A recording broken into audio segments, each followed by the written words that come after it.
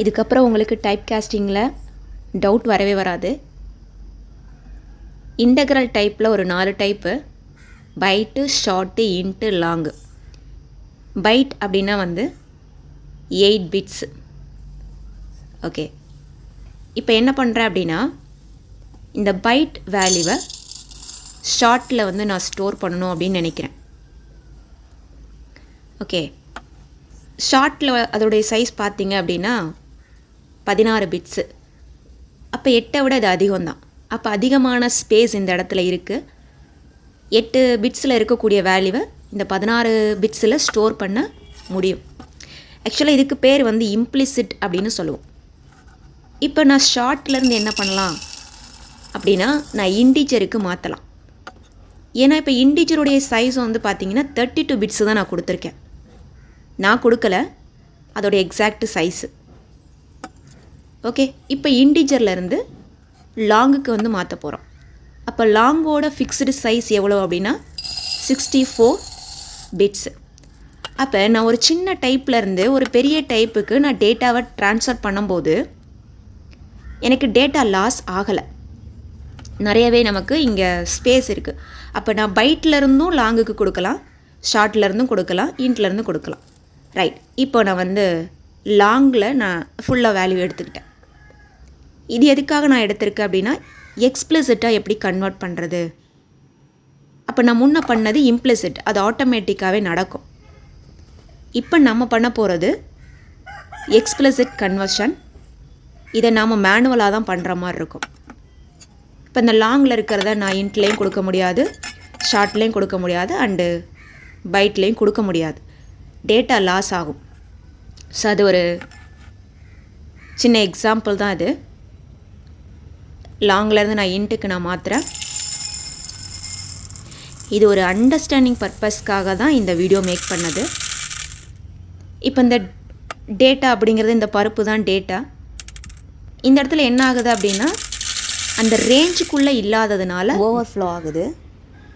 அப்போது இன்டீஜர் அளவுக்கு லாங்கில் இருந்தால் டேட்டா ஓவர்ஃப்ளோ ஆகுமா அப்படின்னா ஓவர்ஃப்ளோ ஆகாது. ஓகே, அதிகமாக இருக்கும்போது, அதாவது இன்டீஜரோடைய சைஸுக்கு மேலே அதிகமாக இருக்கும்போது கண்டிப்பாக டேட்டா லாஸ் ஆகும். அப்போ சேம் அதே கான்செப்ட் தான். இப்போ நான் இன்ட்லேருந்து நான் ஷார்ட்டுக்கு மாற்றும் போது ஷார்ட் ரேஞ்ச் ஆஃப் வேல்யூ இன்ட்டில் இருந்ததுன்னா லாஸ் ஆகாது. ஆனால் இப்போ எனக்கு என்னென்னா அதிகமாகவே இருக்குது. அதனால ஷார்ட்டில் டேட்டாவை நம்மளால் ஸ்டோர் பண்ண முடியல. ஸோ இன்னுமே நமக்கு என்ன ஆகுது அப்படின்னா டேட்டா வந்து லாஸ் ஆகுது. அப்போ அடுத்து அதே தானே நடக்கும். நான் ஷார்ட்லேருந்து நான் பைட்டுக்கு மாற்றும் போது நான் முன்ன சொன்னதே தான், ஓவர்ஃப்ளோ ஆகும். ஓவர்ஃப்ளோ ஆகும்போது டேட்டா. இப்போ இதை எங்கே யூஸ் பண்ணுறாங்க? இகாமர்ஸ் சைட்டில் பிஸ்னஸ் லாஜிக்கும் இருக்கும் அண்டு டேட்டா பேஸும் இருக்கும்.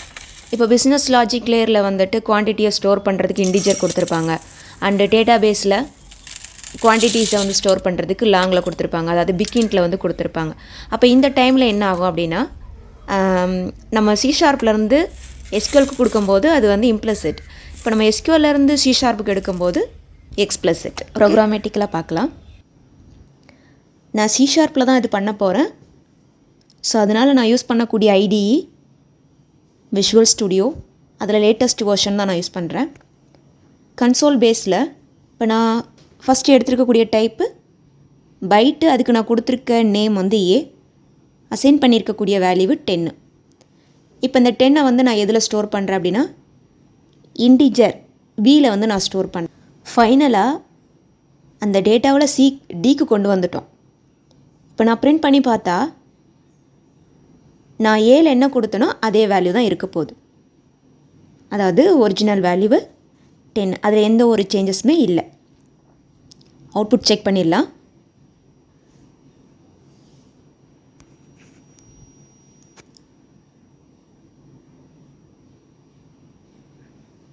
டென்னு தானே.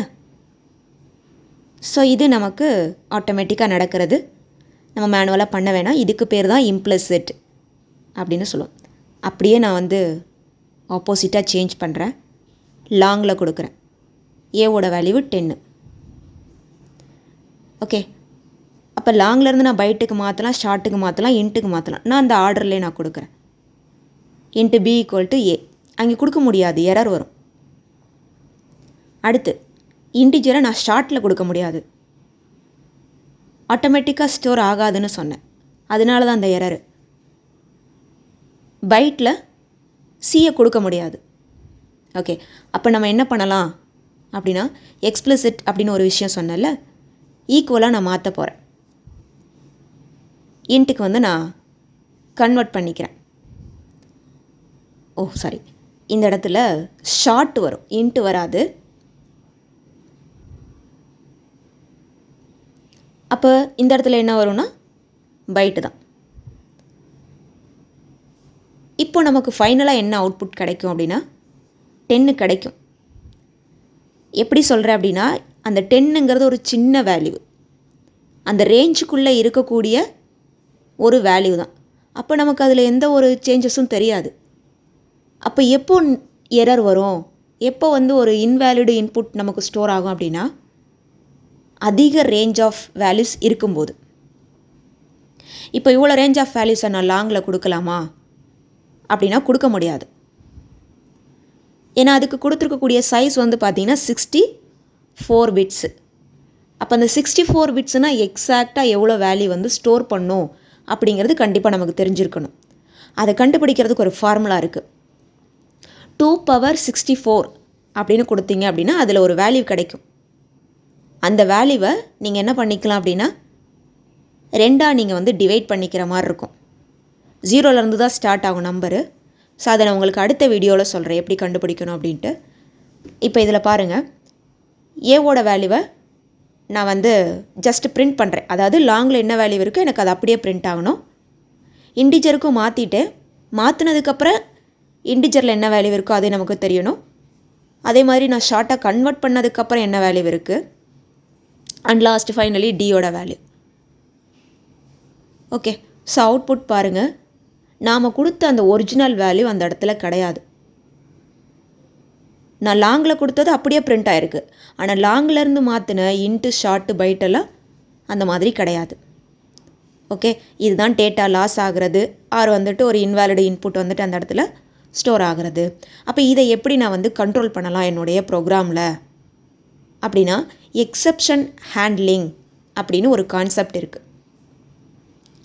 ஓகே, எக்ஸப்ஷன் அப்படின்னா இப்போ அதாவது ரன் பண்ணும்போது வரக்கூடிய எரர்ஸை வந்து ஹேண்டில் பண்ணுறதுக்கு, அதுக்கு வந்து நம்ம ட்ரை அண்ட் கேட்ச் பிளாக் போட்டு நம்ம யூஸ் பண்ணுற மாதிரி இருக்கும். கரெக்டாக இந்த எரரோட மெசேஜ் தெரியுதுன்னா, நேம் தெரியுதுன்னா அந்த கிளாஸ் நேம் நம்ம வந்து கேட்சில் யூஸ் பண்ணலாம். இல்லை அப்படின்னா நம்ம பேராமீட்டர் இல்லாமலும் கொடுக்கலாம். ஆர்எல்ஸ் வந்துட்டு அதோடைய பேரண்ட் கிளாஸ் நேம் எக்ஸப்ஷன் வச்சு நம்ம கொடுக்கலாம். நான் சம்திங் வென் ராங் அப்படின்ற ஒரு மெசேஜ் கொடுத்துருக்கேன். ஆனால் இப்போவும் நமக்கு வந்துட்டு எரர் நமக்கு ஷோ ஆகாது. எப்போ அப்படின்னா, அதாவது நம்ம இந்த மாதிரி டைப் கன்வெர்ட் பண்ணுறோம்ல, லார்ஜர் டைப்லேருந்து ஒரு ஸ்மாலர் டைப்புக்கு. ஸோ அப்போ நமக்கு வந்து அது எரர் ஷோ ஆகாது. நமக்கு அந்த இன்வேலிடு டேட்டா தான் என்ன ஆயிருக்கு அப்படின்னா பியில் வந்து பிரிண்ட் ஆகிருக்கு. ஏன்னா நான் அந்த 2 டைப் மட்டும்தான் வச்சு இந்த இடத்துல நான் கொடுத்துருக்கேன் எக்ஸாம்பிள், மற்றதெல்லாம் நான் டெலீட் பண்ணிட்டேன்.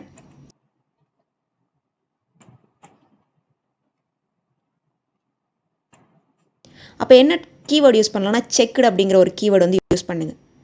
செக்குடு இல்லாமல் இந்த மாதிரி டைப் கன்வர்ஷனில் நம்மளால் எரர் வந்து கொண்டு வர முடியாது. ஓகே, இப்போ பார்த்தீங்கன்னா தெரியும். அப்போ நான் லாங்கிலேருந்து இன்ட்டுக்கு கன்வெர்ட் பண்ணும்போது அந்த ரேஞ்சுக்குள்ளே இருந்திருந்ததுன்னா, இன்டிஜர் ரேஞ்சுக்குள்ளே இருந்திருந்ததுன்னா டேட்டா லாஸ் ஆகிருக்காது. இல்லாததுனால எக்ஸப்ஷன். கண்டிப்பாக இந்த பேசிக் கான்செப்ட்ஸ் எல்லாம் தெரிஞ்சிருக்கணும்.